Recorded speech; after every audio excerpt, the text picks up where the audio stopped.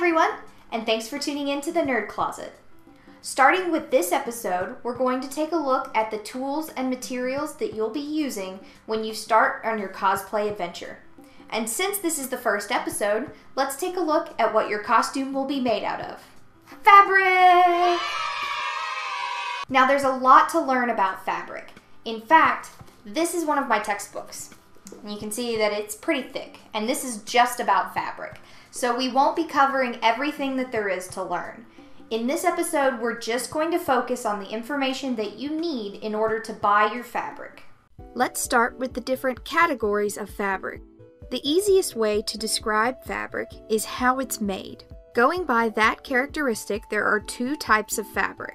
Natural fabrics are created primarily from organic materials such as animal hair or hide, plants, or silkworm cocoons.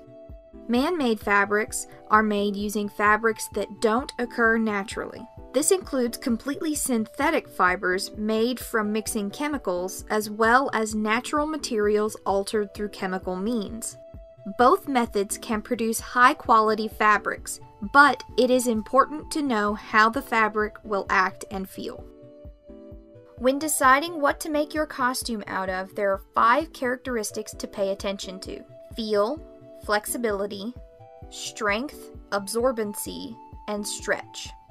Feel is self-explanatory. It is literally how the fabric feels to the touch. Is the fabric rough, soft, itchy, too heavy, too thin? Feel is the best one to test because you get to rub all over the fabric. Flexibility is how much motion you are able to get from the fabric. The stiffness or lack of stiffness can affect the way the fabric will hang on the body. Strength is all about durability. Can the fabric stand up to the pulls and stretching of lots of wear? This one can be tricky because a fabric might seem like it's strong, but it can weaken quickly or easily.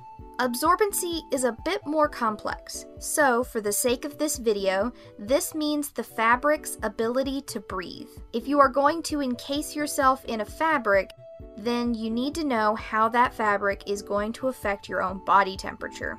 The 5th and final characteristic is stretch. Stretch fabrics can be broken down into 2 categories of their own. One-way stretch means that the fabric only stretches horizontally or vertically.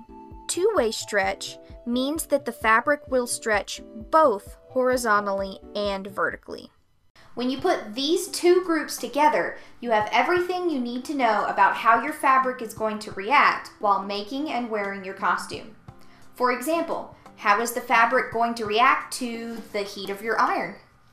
Some fabrics are just fine to iron, while others require a bit more attention. Other vital pieces of information are the longevity of your fabric. Let's take a look at leather. Leather is a strong material, but since it isn't composed of smaller threads woven together, you can actually weaken the fabric by pushing the needle through it, meaning that your seam will come apart over time. So where can you find all of this information before you buy it?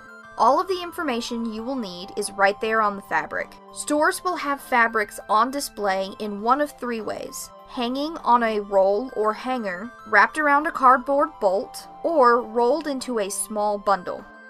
All of the fabric should have a label located on or near the material.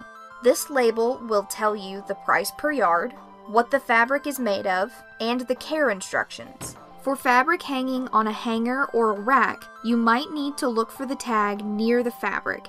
But with bolts and rolls of fabric, the information should be front and center. But fabric isn't the only thing you need to buy while you're at the store. Tune in next time when we're going to take a look at patterns and the information that you need to look for when you want to purchase these. Thanks so much for tuning in to this episode of the Nerd Closet, and I hope you'll tune in for the next episode.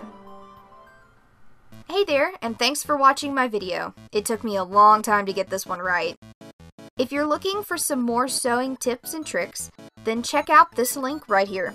I have some how-tos and a couple of fun projects you can check out, and if you need something to listen to while you're working on your projects, then you can check out my podcast. We talk about movies and TV shows and stuff. Make sure that you click the subscribe button so you won't miss the next episode.